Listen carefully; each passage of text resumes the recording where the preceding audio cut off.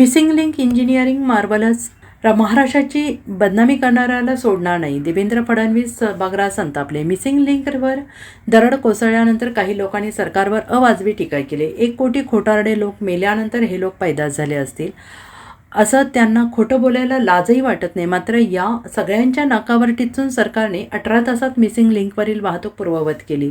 भविष्यात मिसिंग लिंकवरून आमच्यावर टीका करणारे शिल्लक राहणार नाहीत. पण 10 वर्षांनी मिसिंग लिंक असेल, देवेंद्र फडणवीस आणि एकनाथ शिंदेंचं नाव असेल. मला बदनाम करा पण महाराष्ट्राला बदनाम करू नका, अशा आक्रमक भाषेत मुख्यमंत्री देवेंद्र फडणवीस यांनी टीकाकारांना प्रत्युत्तर दिले. ते बुधवारी विधानसभेत बोलत होते. यावेळी देवेंद्र फडणवीस यांनी मिसिंग लिंकवरून टीका करणाऱ्यांचा चांगलाच समाचार घेतलाय. ज्यांना कुत्रा विचारत नाही ते आज सोशल मीडियावर येऊन सगळ्यांना शिव्या देत आहेत. असे भाड्याचे टट्टू मिसिंग लिंकबाबत पैसे घेऊन सोशल मीडियावर लिहत होते.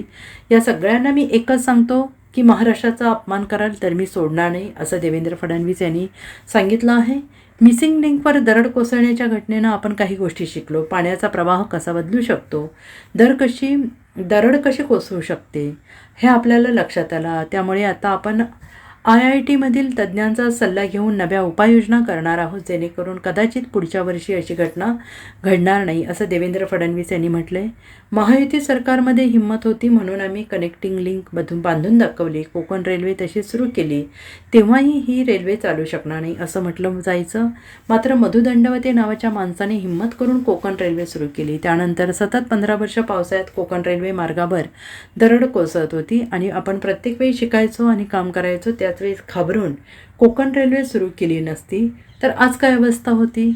मिसिंग लिंकचा इतिहासही असाच आहे. आघाडी सरकारमध्ये मिसिंग लिंकचा प्रस्ताव तयार झाला तेव्हाच्या मुख्यमंत्र्यांनी 2 पानी पत्र लिहून 14 कारणं देऊन मिसिंग लिंक होऊ शकत नाही असं सांगून ती फाईल बंद केली. मात्र आम्ही अधिकाऱ्यांशी तज्ज्ञांशी बोललो आणि त्यांनी मिसिंग लिंक उभारणं शक्य असल्याचं सांगितलं. 14 कारणं दिले, 14. पण लक्षात ठेवा, गिरते हैं शेरे सवार ही मैदाने जंग में, गिरते हैं शेरे सवार ही मैदाने जंग में, वो तिफल क्या गिरे जो घुटनों के बल चले. आणि आम्ही निर्णय केला, अधिकाऱ्यांशी बोललो, एक्सपर्टशी बोललो. त्यांचं म्हणणं होतं शक्य आहे, हे आपण करू शकतो आणि आपण ते करून दाखवलं आणि कनेक्टिंग लिंक तयार झाली.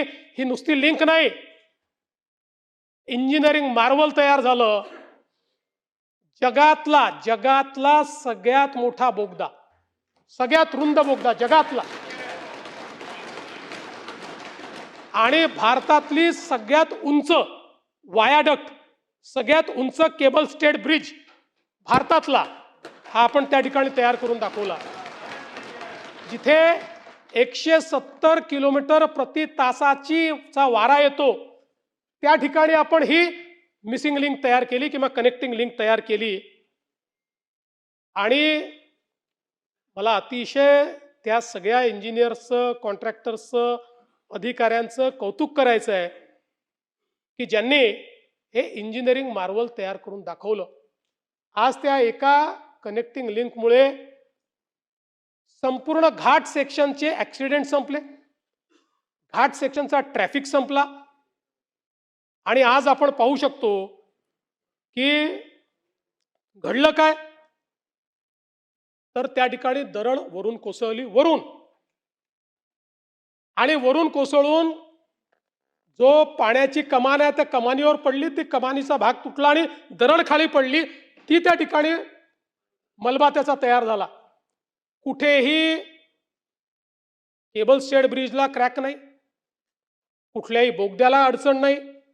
उलट लोकांनी तर सांगितलं की बोगद्यामध्ये इमर्जन्सीची बटन दाबल्याबरोबर 3 मिनिटांमध्ये क्रेन आमच्याकडे आली. अनेकांनी सांगितलं बोगदा होता म्हणून आम्हाला त्या ठिकाणी आम्ही वाचलो. पण लगेच पाणी पडतंय आणि असे व्हिज्युअल दाखवणं सुरू केलं की जसं काही कनेक्टिंग लिंकच तुटली. आणि काही लोक ज्यांना तोंडखुरी आहे, आमचा विदर्भातला शब्द आहे,